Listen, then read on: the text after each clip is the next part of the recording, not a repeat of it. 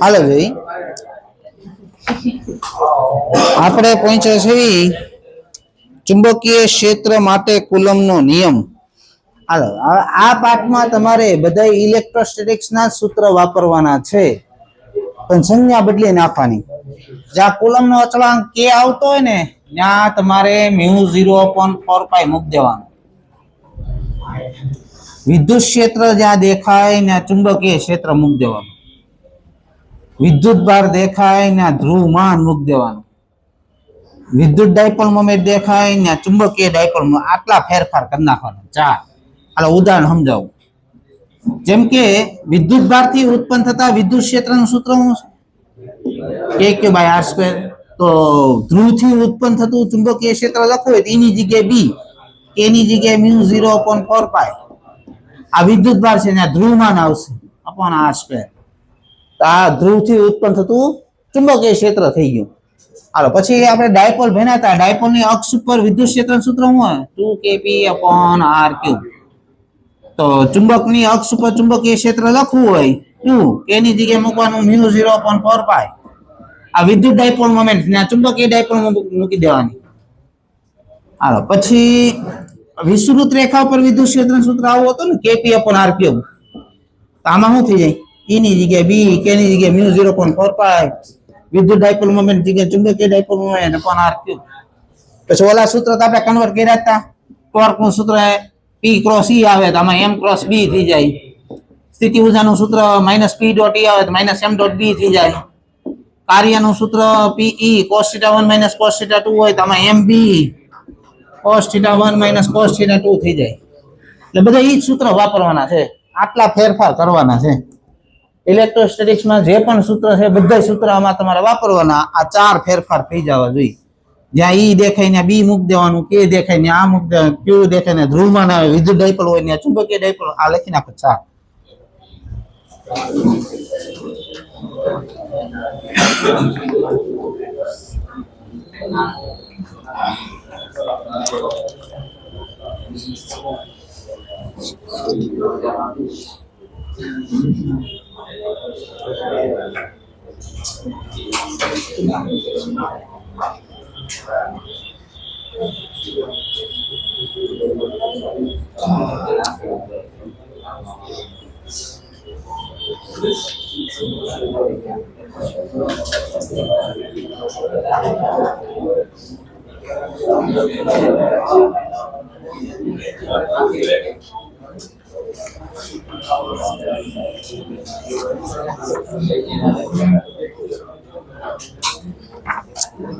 હાલો બાળકો, ધ્યાન રાખો.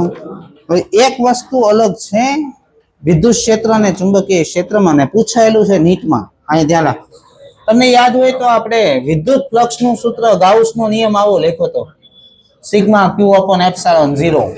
σQ એટલે બંધ પૃષ્ઠ અંદર ઘેરાતો વીજભાર. હવે આમાં શું થાય? વિદ્યુત ક્ષેત્ર હોય, વિદ્યુત શાસ્ત્ર હોય, એમાં એકાકી તમને ધ્રુવો મળે. એકાકી ધન વીજભાર કે ઋણ વીજભાર મળે. એટલે આની અંદર તમે પરિણામી વીજભાર મૂકી શકો. જ્યારે ચુંબકીય ક્ષેત્રમાં તો તમે ચુંબક મૂકશો અંદર, વિદ્યુતભારની જગ્યાએ શું આવે? ધ્રુવમાન આવે. અહીંયા ચુંબક મૂકો તો n ને s અલગ થાય. કોઈ દી તો એકલો n કે એકલો s તો મૂકી ન શકવાના તમે. આનું ધ્રુવમાન પ્લસ ગણો તો આનું ધ્રુવમાન માઇનસ થાય તો પરિણામી ધ્રુવમાન શું થઈ જાય? આ 0 થઈ જાય. ફ્લક્સ શું થઈ જાય? 0.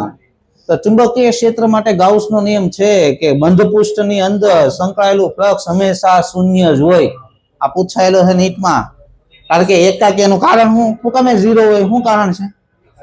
એકાકી ચુંબકીય ધ્રુવો શક્ય છે ને આમાં તમે ધન વીજભાર કે ઋણ વીજભાર મૂકી શકવાના. આમાં થોડા મૂકી શકવાના તમે. એકલો n કે એકલો s તો મળવાનો છે નહીં. n અને s તો હારે જ રહેવાના છે. તો આની અંદર તમે ચુંબક મૂકશો તો એકનું ધન એકનું ઋણ, પરિણામી 0 થઈ જાય. એટલે ફ્લક્સ શું થઈ જાય? તો ત્યાં નિયમ લખો. જો લખો 4 મુદ્દામાં. ચોથા મુદ્દામાં જો, બંધ પદાર્થ સાથે ફ્લક્સ હંમેશા શૂન્ય હોય છે કારણ કે એકાકી ચુંબકીય ધ્રુવો અસ્તિત્વ ધરાવતા નથી. પૃથ્વીનું ચુંબકીય ક્ષેત્ર નીકળી ગયું છે રિડ્યુસ સિલેબસમાં, એટલે તમારે કરવાનું નથી. ત્યાં જના નિયમ લગન. હવે તમને યાદ હોય તો આપણે ઇલેક્ટ્રોસ્ટેટિક્સમાં આવું સૂત્ર ભણાવ્યું હતું. યાદ હોય? તારવીન મેં તમને લખાવેલું છે. કે વિદ્યુત ડાયપોલ ને જ્યારે વિદ્યુત ક્ષેત્રમાં મૂકો તેના આવર્તકાળનું સૂત્ર આવું આવ્યું હતું, T બરાબર 2 pi under route I upon PE. આવું આવ્યું હતું સૂત્ર. આ સૂત્ર તમારે ચુંબકને જ્યારે ચુંબકીય ક્ષેત્રમાં મૂકો તેના આવર્તકાળનું સૂત્ર આવું થઈ જાય, T બરાબર 2 pi અંડર રૂટ I જડત્વની ચાપ માત્રા. વિદ્યુત ડાયપોલ મોમેન્ટ છે ને ચુંબકીય ડાયપોલ, વિદ્યુત ક્ષેત્ર આવે ને ચુંબકીય ક્ષેત્ર આવી જાય. તો આ ઇલેક્ટ્રોસ્ટેટિક્સ નું સૂત્ર ના મેગ્નેટિઝમ નું સૂત્ર, ખાલી ઓલા ફેરફાર કરવાના છે બધા સૂત્રમાં. હવે આના દાખલા આવશે તમારે. આમાં I છે ને એ જડત્વની ચાક માત્રા છે, ચુંબકની જડત્વની ચાક માત્રા લેવાની છે ml²/12 જેટલી, સળિયા તરીકે ગણવાની, ml²/12 જેટલી લેવાની. જોને લખ્યું છે T બરાબર 2 pi under route I upon MB, I બરાબર ml²/12. હાલો, બે ચુંબકની ચુંબકીય મોમેન્ટ શોધવી. આના દાખલા પૂછાયેલો છે JEE માં. હાલો, બે ચુંબકના પેલા સમાન ધ્રુવો સાથે રાખીને દોલન કરાવ્યા તો આવર્તકાળ T1 મળ્યો.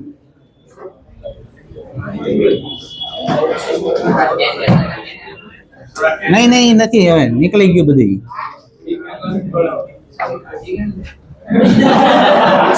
રિડ્યુસ સિલેબસમાં નથી પૃથ્વીનું ચુંબકીય, હવે ટેન્જેન્ટમાં છે ને પૃથ્વીનું ચુંબકીય ક્ષેત્ર લાગે છે. ઈ આ કઈ પૂછાય નહીં હવે ટેન્જેન્ટનો નિયમ. કહો એટલું કરો ને ભાઈ, એટલું નથી કરતા, બીજાની પતા ઠોકે. હાલો ધ્યાન. હવે તમારા આમાં બે ટોપિક માંથી જ દાખલા રહે. એક આપણે કાલ ભણાવ્યું ઈ ને બીજું આ ચુંબકીય દ્રવ્ય છે ડાય, પેરો ને ફેરા. એમાંથી આવશે MCQ. બે ફેરે તો જ નહીં MCQ તમારે. હાલો જો, બે ચુંબકના સમાન ધ્રુવો, મોટા બંધ રાખો ને ધ્યાન રાખો. બે ચુંબકના સમાન ધ્રુવો સાથે રાખીને દોલન કરાવ્યા. ચુંબકીય મોમેન્ટ કઈ બાજુ હોય? S થી N તરફ. ધારો કે આ ચુંબકની M1 છે ને આ ચુંબકની M2 છે. તો આ તંત્રને દોલન કરાવ્યા તેનો આવર્તકાળ કેમ લખાય? હમણાં આવર્તકાળનું સૂત્ર ત્યાં ભણાવ્યું 2 pi અંડર રૂટ. આની જડત્વની ચાક માત્રા I1 છે ને આની I2 છે. તો આપણે ખબર જડત્વની ચાક માત્રા તો દળ છે, આ એનો સરવાળો થવાનો છે. એક 2 કિલોનું ચુંબક હોય ને એક 3 કિલોનું હોય તો બે ભેગા કરો 5 કિલોનું ચુંબક થાય. એટલે આનો તો સરવાળો થાય I1 plus I2 upon PE એની જગ્યાએ MB. આ બે ચુંબકીય મોમેન્ટ એક જ દિશામાં છે, M1 plus M2B. તો આનો આવર્તકાળ આમ લખાય. હાલો, હવે અસમાન ધ્રુવો સાથે રાખીને દોલનો કરાવો.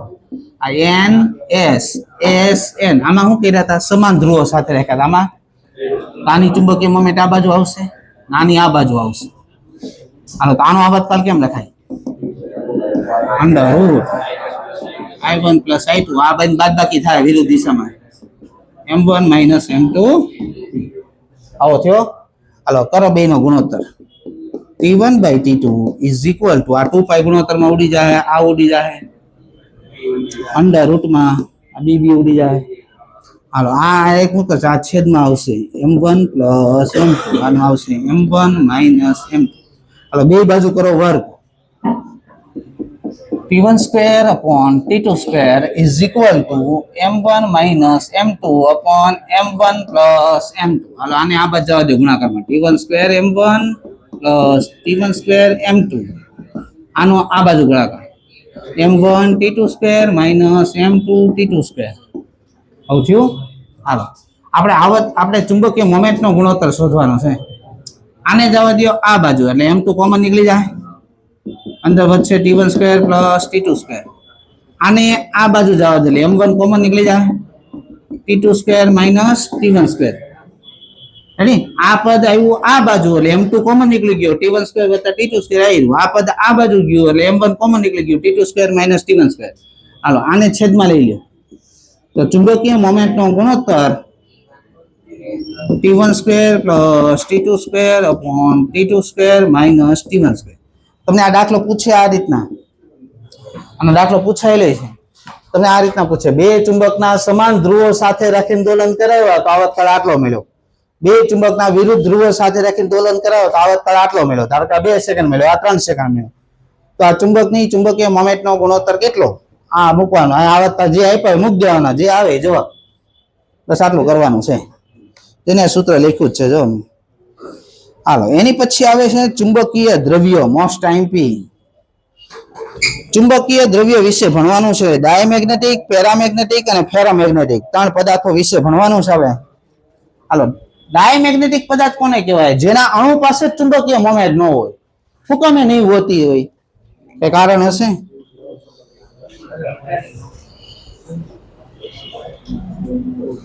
ત્રણ પદાર્થ ભણવાના છે: ડાયમેગ્નેટિક પદાર્થ, પેરામેગ્નેટિક પદાર્થ અને ફેરોમેગ્નેટિક પદાર્થ. કેટલા ભણવાના છે? ત્રણ. ડાયમેગ્નેટિક પદાર્થ કોને કહેવાય? જેના અણુ પાસે ચુંબકીય મોમેન્ટ હોય નહીં. હવે અણુ પાસે ચુંબકીય મોમેન્ટ ક્યારે ન હોય? તો પરમાણુમાં ઇલેક્ટ્રોન બે પ્રકારની ગતિ કરે. એક તો પોતાની ધરી ઉપર ફરે, જેને બોલે સ્પિન ગતિ, અને એક તો કક્ષામાં ફરતો હોય, એને બોલે કક્ષીય ગતિ. કેમ? પૃથ્વી છે, પૃથ્વી સૂર્યની આજુબાજુ ફરે છે, પોતાની ધરી ઉપર ફરે છે. એટલે ઇલેક્ટ્રોન જ્યારે પરમાણુમાં ગતિ કરે તો બે પ્રકારની મેગ્નેટિક મોમેન્ટ હોય એની પાસે. કક્ષીય મેગ્નેટિક, કક્ષામાં ફરે એટલે કક્ષીય મેગ્નેટિક મોમેન્ટ, અને પોતાની ધરી ઉપર ફરે એટલે સ્પિન મેગ્નેટિક મોમેન્ટ. આ બંને મેગ્નેટિક મોમેન્ટ સમાન મૂલ્યની વિરુદ્ધ દિશાની થઈ જાય તો અણુ પાસે ચુંબકીય મોમેન્ટ હશે નહીં. તેવા અણુને કહેવાય ડાયમેગ્નેટિક પદાર્થ. એને શું બોલાય? તો પરમાણુમાં ઇલેક્ટ્રોન બે પ્રકારની ગતિ કરે. એક તો કક્ષામાં ફરતો હોય, આમાં ગોળ ગોળ ફરતો, એટલે કક્ષીય મેગ્નેટિક મોમેન્ટ હોય. અને પોતાની ધરી ઉપર ફરશે એટલે સ્પિન મેગ્નેટિક મોમેન્ટ હોય. આ બંને મેગ્નેટિક મોમેન્ટ સમાન મૂલ્યની વિરુદ્ધ દિશાની થઈ જાય તો એ પદાર્થ પાસે પરિણામી મેગ્નેટિક મોમેન્ટ શું થઈ જાય? ઝીરો. તો આવા અણુ શું બોલાય? ડાયમેગ્નેટિક પદાર્થ. તો પહેલી જ વ્યાખ્યા લખી હશે, જો ડાયમેગ્નેટિક પદાર્થ કોને કહેવાય? આ પદાર્થના અણુ પરમાણુ પાસે ચુંબકીય મોમેન્ટ ધરાવતા નથી. અણુ પાસે ચુંબકીય મોમેન્ટ હોતી નથી. હાલો, ડાયમેગ્નેટિક પદાર્થ નો કાયમ, આ બધે લીટી લીટીમાં પ્રશ્ન આવશે, ધ્યાન રાખે બધાય. ડાયમેગ્નેટિક પદાર્થનો કાયમ નાનો અને ઋણ હોય. 0 કરતા નાનો અને ઋણ હોય. કેવો હોય? નાનો અને ઋણ, નેગેટિવ હોય કાયમ. હાલો, આપણે કાલ આવું સૂત્ર ભણાવ્યું હતું, યાદ હોય તો, μr બરાબર 1 પ્લસ કાયમ, આવું સૂત્ર આવ્યું હતું.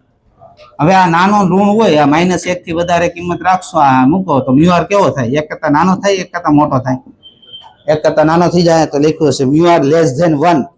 કાલ આપણે આવું સૂત્ર ભણાવ્યું હતું, m બરાબર કાયમ h. સાંભળજો બરોબર, કાયમ કેવો છે? ઋણ છે. કેવો? આ નેગેટિવ અહીંયા કિંમત મૂકશો તો m અને h વિરુદ્ધ દિશામાં થાય. હાલો, હવે આની અસર શું થાય? જો બાહ્ય ચુંબકીય ક્ષેત્રમાં મેં ડાયમેગ્નેટિક પદાર્થ મૂક્યો. આ બાહ્ય ચુંબકીય ક્ષેત્ર, આની અંદર મેં ડાયમેગ્નેટિક પદાર્થ મૂક્યો છે. આ ડાયમેગ્નેટિક પદાર્થ શું થાય જોઈએ. હાલો, આ ચુંબકીય ક્ષેત્ર જેના દ્વારા ઉત્પન્ન થયું છે એન માંથી નીકળતી હશે આ ક્ષેત્ર રેખા. આ જ્યાંથી ઉત્પન્ન થયું એન માંથી નીકળી હોય ને, એસ તરફ જાતી હશે ને આમ. હાલો, હવે આનો કાયમ કેવો આવ્યો? ઋણ. ડાયમેગ્નેટિક પદાર્થનો કાયમ કેવો હોય? નેગેટિવ. હવે નેગેટિવ મૂકશો એટલે m અને h ની દિશા વિરુદ્ધ થાય. આ બાહ્ય ચુંબકીય તીવ્રતા લગાવી છે આ ડાયમેગ્નેટિક પદાર્થમાં, બાહ્ય ચુંબકીય તીવ્રતા h. આને મેગ્નેટાઇઝ કઈ દિશામાં કરવાનો? વિરુદ્ધ દિશામાં છે ને. હવે વિરુદ્ધ દિશા કેવી આવી બેની? આ દિશામાં મેગ્નેટાઇઝ કરશો તમે, આ દિશા મેગ્નેટાઇઝ પર કરો તો અહીંયા કયો ધ્રુવ આવવો જોઈએ? આ ચુંબકનો, આ પદાર્થનો અહીંયા કયો ધ્રુવ આવવો જોઈએ? s થી અંતર હોય ને, અને આવી રીતના ધ્રુવો ઉત્પન્ન થાય આ પદાર્થમાં. હવે સાંભળો, આ n અને આ n વચ્ચે શું થાય? એટલે આ બાજુ બળ લાગશે. આ s અને આ s વચ્ચે અપાકર્ષણ થાય. હવે આ સમાન ચુંબકીય ક્ષેત્ર હોય તો આ બે બળો કેવા હશે? તો પરિણામી બળ શું થઈ જાય? 0. પરિણામી બળ શું થઈ જાય? 0 થઈ જાય. આટલું આવડ્યું? તો ડાયમેગ્નેટિક પદાર્થના ટુકડાને જ્યારે તમે ચુંબકીય ક્ષેત્રમાં મૂકો છો તેની વિરુદ્ધ દિશામાં મેગ્નેટાઇઝ થાય. h હોય ને એની વિરુદ્ધ દિશામાં મેગ્નેટાઇઝ થાય. અને જો સમાન ચુંબકીય ક્ષેત્ર હશે તો આ બંને ધ્રુવો ઉપર લાગતા બળો સમાન મૂલ્યના વિરુદ્ધ દિશાના, પરિણામી બળ શું થઈ જાય? 0. હવે સાંભળજો, આની પાસે ચુંબકીય મોમેન્ટ ઉત્પન્ન થયા એટલે બે ધ્રુવો ઉત્પન્ન થયા તો આનું પોતાનું ચુંબકીય ક્ષેત્ર અહીંયા ઉત્પન્ન થાય. આને શું કહેવાય? કાલ મેં તમને ભણાવ્યું. આને શું કહેવાય? આ પોતાનું ચુંબકીય ક્ષેત્ર ઉત્પન્ન કર્યું, ચુંબકીય પ્રેરણ. નોટ બોલ્યો કાલ? આ ચુંબકીય પ્રેરણ થયું. હવે મને એમ કહેતો, આ બહારની સાઈડ તમે જોવો ને તો બાહ્ય ચુંબકીય ક્ષેત્ર ને આને ઉત્પન્ન કર્યું બે એક જ દિશામાં છે. જો બહારની બાજુ, એટલે બહારની બાજુ ચુંબકીય ક્ષેત્રનું મૂલ્ય શું થઈ જાય? વધશે. શું થાય? ને અંદરની ચુંબકની અંદરની બાજુ જો બાહ્ય ચુંબકીય ક્ષેત્ર રેખા આમ છે ને આમ છે, અને અંદરની સાઈડ ચુંબકીય ક્ષેત્ર શું થઈ જાય? ઘટશે. તો ડાયમેગ્નેટિક પદાર્થનો ટુકડો જ્યારે ચુંબકીય ક્ષેત્રમાં મૂકો તો બહારની બાજુ ચુંબકીય ક્ષેત્ર વધી જાય અને અંદરની બાજુ ઘટી જાય. હાલો, હવે જો તો આનો ગ્રાફ દોરવાનો કહે તો m વિરુદ્ધ h નો ગ્રાફ કેવો થાય? તો આને સરખાવો તો y બરાબર mx પ્લસ c સાથે સરખાવો. અહીં પ્લસ 0 લખીએ જાય તો ગ્રાફ કેવો? y અક્ષ ઉપર શું મૂકવાનું? m, x અક્ષ ઉપર h. ઢાળ કેવો આવ્યો? નેગેટિવ. છેદન બિંદુ કેવો આવ્યું? 0. તો ગ્રાફ દોરવાનો y અક્ષ ઉપર મૂકવાનું છે તમારે m, x અક્ષ ઉપર મૂકવાનું છે h. છેદન બિંદુ 0 આવશે ને ઢાળ આવશે નેગેટિવ. એટલે આવો ગ્રાફ દોર્યો હશે. દોર્યો આટલું આવડ્યું.